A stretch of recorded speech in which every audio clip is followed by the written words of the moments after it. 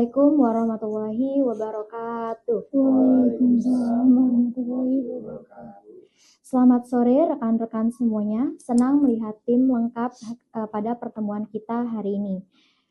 Saya terima kasih kepada Ibu Iswa selaku Direktur Utama pada pertemuan hari ini yang akan membahas tentang lintas divisi soal biocooler, yaitu teknologi kulkas tanpa listrik berbasis bahan alami. Sebelumnya, teknologi ini mungkin terlibat sederhana, tapi memiliki inovasi yang cukup potensi besar, terutama untuk daerah terpencil dan minim akses energi. Dari sini kita bisa membahas langkah strategis, peran tiap divisi, serta tantangan dan solusi apa yang dapat dijabarkan, sekaligus kita dapat dikembangkan bersama-sama pada pertemuan rapat kita hari ini. Mari kita mulai dengan sambutan yang pertama kepada Ibu Iswa selaku Direktur Utama. Saya persilahkan. Baik, terima kasih kepada Ibu Ilya selaku moderator dan selamat sore kepada teman-teman divisi sekalian. Nah, hadirat kita di sini semua itu untuk membahas tentang pengembangan produk mengenai teknologi ramah lingkungan berbasis kulkas tanpa listrik dari bahan alami yang berjudul biocooler. Nah, biocooler ini bukan hanya produk, ini adalah solusi yang dimana kita akan berbicara tentang akses, kemandirian, dan keberlanjutan. Kita juga punya tanggung jawab memastikan ini tidak hanya jadi prototipe, tapi jadi kerja nyata di lapangan. Hari ini saya ingin melihat keselarasan dari tim R&D selaku manajer dan asisten, lalu desain hingga pemasaran.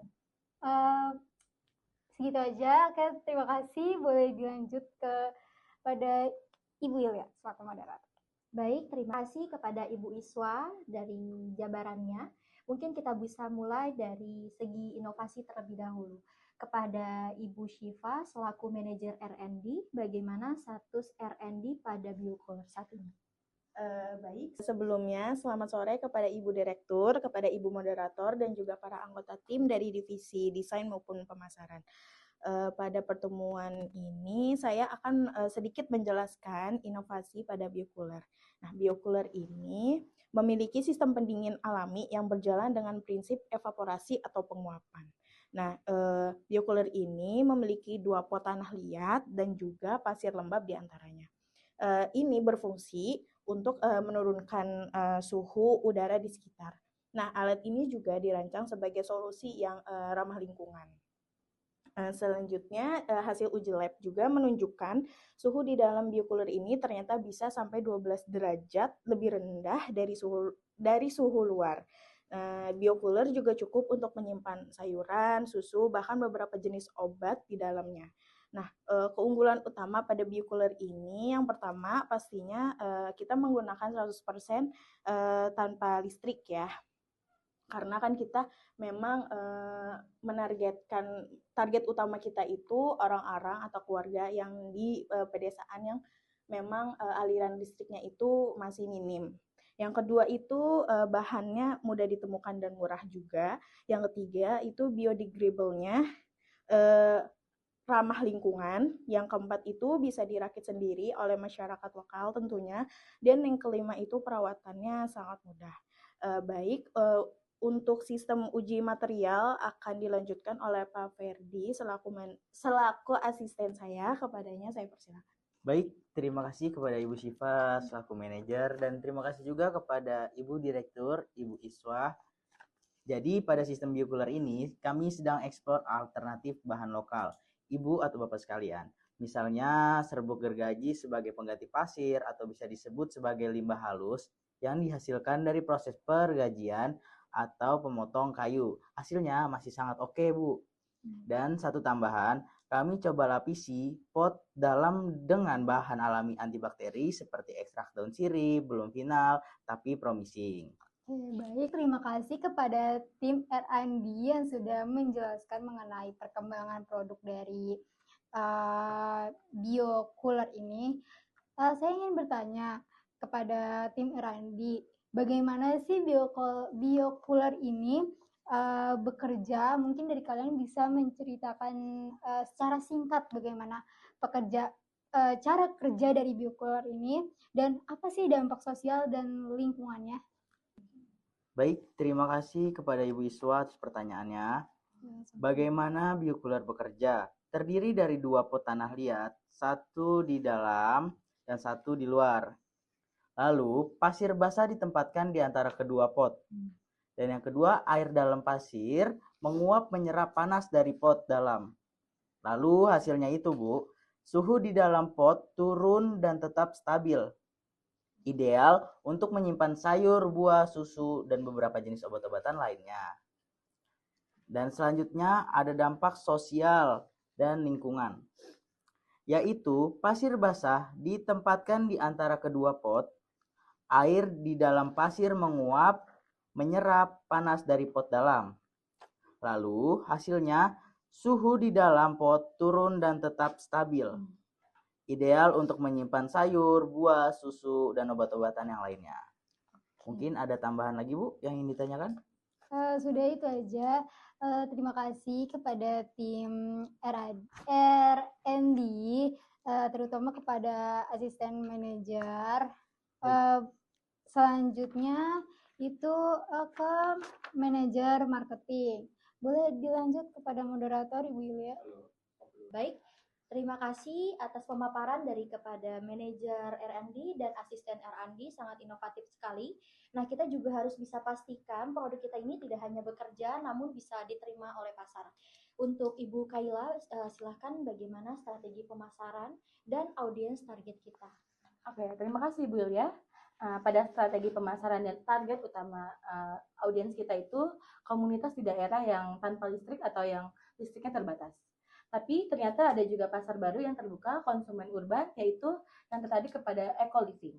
Nah, pendekatan kita ini bisa kedua arah. Yang pertama itu ada kebutuhan dan gaya hidup.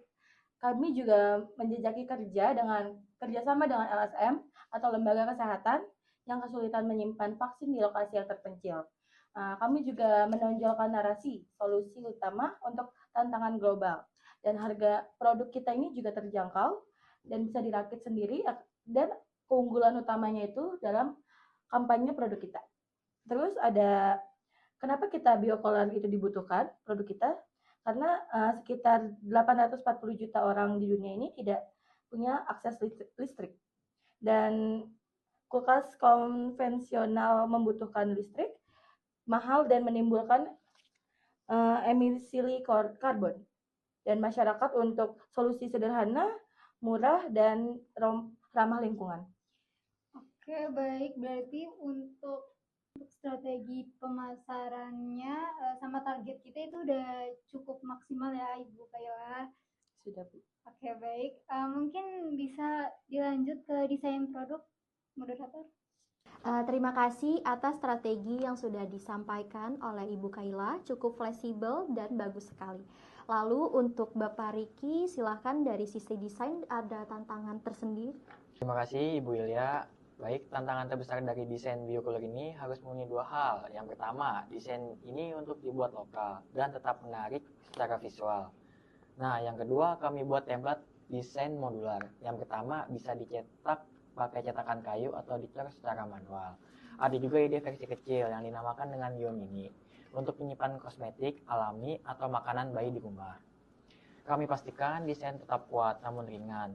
Juga kami tambahkan pola ventilasi di bagian luar untuk mempercepat evaporasi dan memperkuat sirkulasi udara. Di rapat ini, saya juga membawa gambar ilustrasi dari produk yang akan kita luncurkan.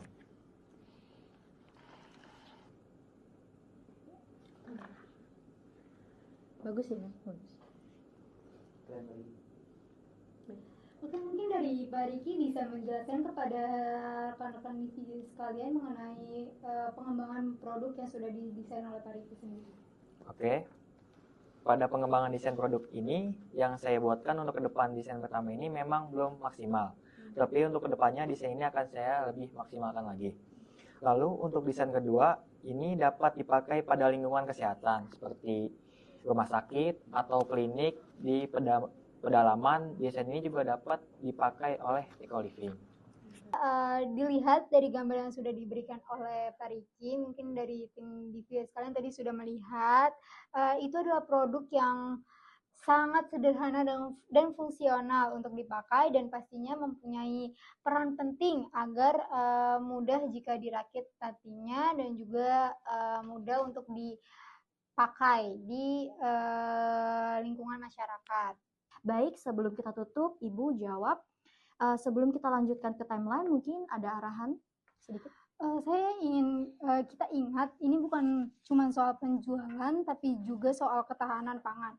Khususnya di wilayah 3T kita harus pastikan biokolar ini bisa dibuat, dipakai dan dirawat oleh masyarakat sendiri pastinya. Saya minta minggu ini mungkin kita punya 1 unit demo untuk dikirim ke mitra di Flores dan 1 ke Kalimantan Utara. Tim R&D harus kawal performa, marketing siapkan dokumentasi penggunaan dan desain, pastikan manual rakitnya mudah dipahami. Ya segitu aja dari saya, moderator. Siap Ibu. Dan tim sekalian, ini bukan hanya proyek teknologi, ini adalah bentuk nyata keperpindahan kita kepada masyarakat yang selama ini terpinggirkan akses energi. Noted untuk tugas mingguan ini itu kepada tim R&D ini rampingkan uji bahan lokal dan kemudian untuk desain finalkan versi modular dan biomini yang kemudian juga marketing untuk siapkan materi edukasi untuk penggunaan awam. Terima kasih untuk rekan-rekan semua atas pertemuan sore ini. Sangat banyak materi sesuatu yang kita dapatkan. Dan idenya ini langkah kecil kita bisa berdampak besar. Rapat ini saya tutup. Wassalamualaikum warahmatullahi wabarakatuh. Terima kasih semua.